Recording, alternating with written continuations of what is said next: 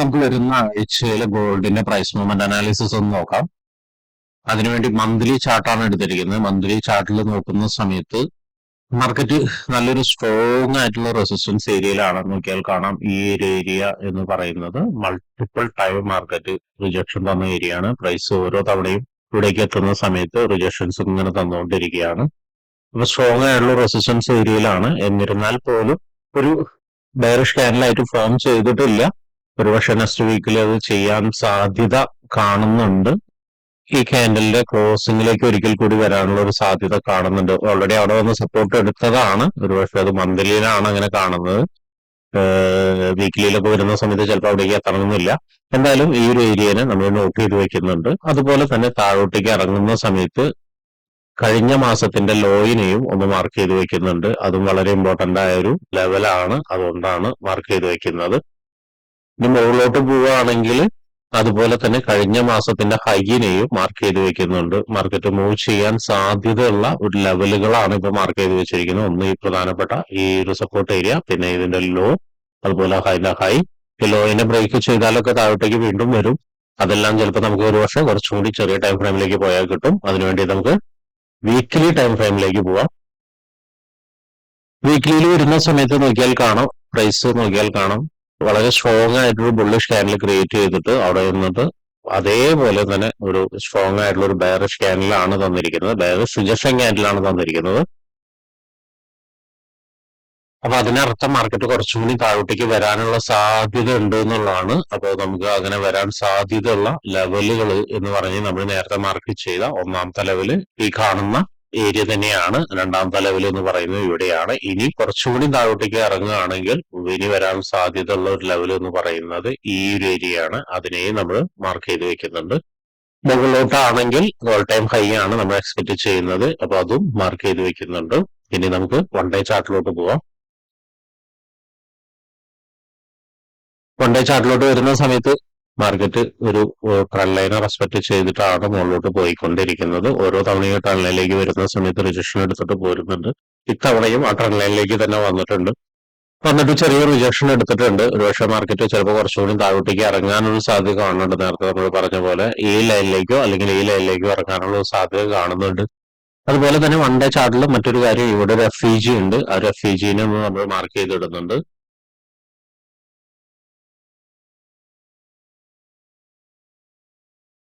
പ്രധാനമായും one day ചാർട്ടിൽ കാര്യമായിട്ട് ഒന്നും മാർക്ക് ചെയ്തിടുന്നില്ല. കാരണം എന്താ വെച്ചിട്ടുണ്ടെങ്കിൽ ഓൾറെഡി നമുക്ക് വീക്കിലി ചാർട്ടിൽ കിട്ടിയ അതേ കാര്യങ്ങൾ തന്നെയാണ് മണ്ടയിലുള്ളത്. ഇനി നമുക്ക് 4 ഹവറിലേക്ക് പോവാം.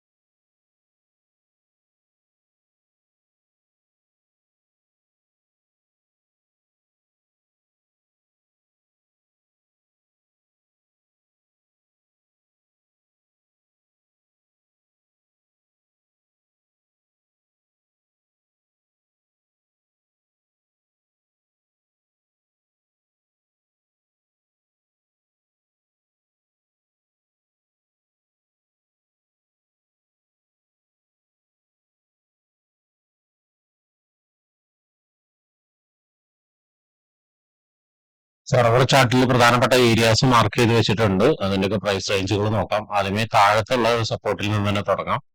2974.083 ആൻഡ് 3041.278.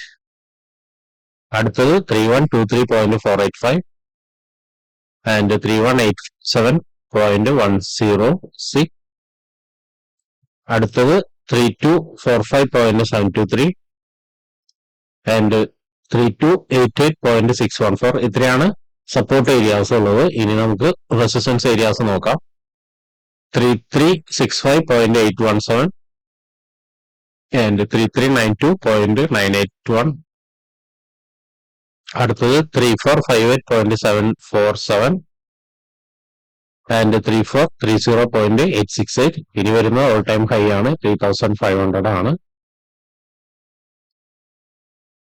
അപ്പൊ ഇത്രയാണ് പ്രധാനപ്പെട്ട ഏരിയാസ് 4 അവറിൽ മാർക്ക് ചെയ്തിരിക്കുന്നത്. ഇനി 1 അവറിൽ പോയിട്ട് എൻട്രി സാധ്യതകളൊന്ന് നോക്കാം. 1 അവറിലേക്ക് വരുന്ന സമയത്ത് നോക്കിയാൽ കാണാം മാർക്കറ്റ് ഈ ഒരു ലെവലിൽ നിന്നിട്ട് നല്ലൊരു ഡിമാൻഡ് ക്രിയേറ്റ് ചെയ്ത് പോയതാണ്.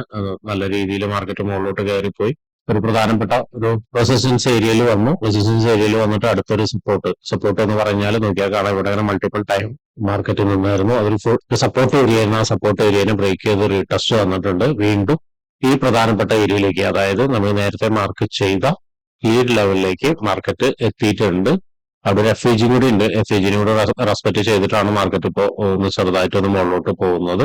സോ ഇനി മാർക്കറ്റ് എത്താൻ സാധ്യതയുള്ള കുറച്ച് ഏരിയാസ് എന്ന് പറയുന്നത് മുകളിലോട്ട് പോവുകയാണെങ്കിൽ ആദ്യമായിട്ട് ഈ ഒരു ക്യാൻഡലിലെ ഹൈനെ എടുക്കാനുള്ള ഒരു സാധ്യത കാണുന്നുണ്ട്. അതുപോലെ തന്നെ ഇവിടെ ഒരു റെസിസ്റ്റൻസ് എടുക്കാനുള്ള സാധ്യത കാണുന്നുണ്ട്.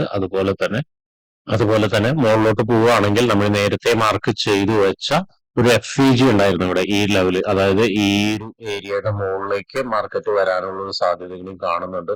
അപ്പോ ഒരു സാധ്യത എന്ന് പറയുന്നത് മാർക്കറ്റ് സപ്പോർട്ട് എടുത്തിട്ട് ഈ ലെവലിലേക്ക് പോകാനുള്ളതാണ്. അത് ഒന്നെങ്കിൽ ഇവിടെ നിന്ന് അപ്പൊ നിൽക്കുന്ന ഏരിയയിൽ നിന്ന് തന്നെ ഒരു സപ്പോർട്ട് എടുത്ത് ഈ ഒരു ഹൈനെ ബ്രേക്ക് ചെയ്ത് സ്ട്രോങ് ആയി മുകളിലോട്ട് തന്നെ കയറി പോകാനുള്ളതാണ്. അല്ലെങ്കിൽ ഇപ്പൊ പോകുന്ന പോക്ക്, അതായത് ഇപ്പൊ മാർക്കറ്റ് ഇവിടെ നിന്ന് ഒരു ചെറിയ സപ്പോർട്ട് എടുത്തിട്ടുണ്ട്. എടുത്തതിന് ശേഷം ഈ ഒരു ഹൈനെയോ അല്ലെങ്കിൽ ഇവിടെയോ വന്നതിന് ശേഷം മാർക്കറ്റ് ഒന്ന് താഴോട്ടേക്ക് വീഴാം.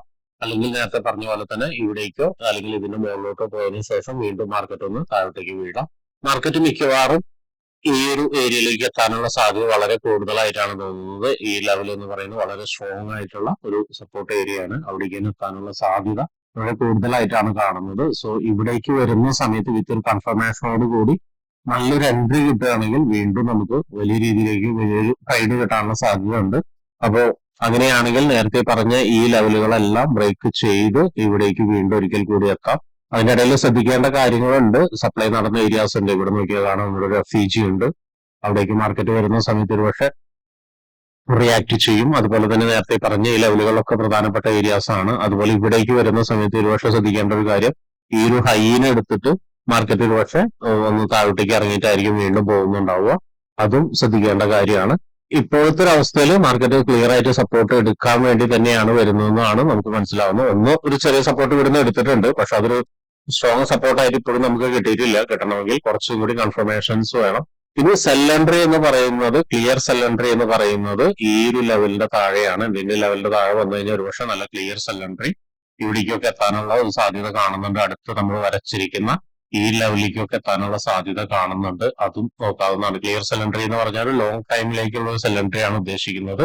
ഷോർട്ട് ടൈമിലേക്കുള്ള സെൽ എൻട്രി നിങ്ങൾക്ക് ചെറിയ ടൈം ഫ്രെയിമിലേക്ക് പോയിട്ട് ഈ പറയുന്ന അടയാളപ്പെടുത്തിയ ഏരിയാസിലൊക്കെ എത്തുന്ന സമയത്ത് മാർക്കറ്റ് ബിഹേവ് ചെയ്യുന്നത് എങ്ങനെയെന്നുള്ളത് നോക്കിയതിനു ശേഷം നിങ്ങൾക്ക് എടുക്കാവുന്നതാണ്. അപ്പൊ ട്രേഡ് എടുക്കുന്ന എല്ലാവരും ശ്രദ്ധിക്കേണ്ട ഒരു കാര്യം, മാർക്ക് ചെയ്ത് വെച്ച പ്രധാനപ്പെട്ട ഏരിയാസിലേക്ക് മാർക്കറ്റ് വരുന്ന സമയത്ത് എങ്ങനെയാണ് ബിഹേവ് ചെയ്യുന്നത് എന്നുള്ളതാണ് നോക്കേണ്ടത്. അല്ലാതെ ഒരിക്കലും ബ്ലൈൻഡ് ആയിട്ട് ആ ഏരിയയിലേക്ക് വന്നു എന്ന് വെച്ചിട്ട് ട്രേഡ് എടുക്കരുത്. കൺഫർമേഷൻ നിർബന്ധമായും തന്നെ എടുക്കണം.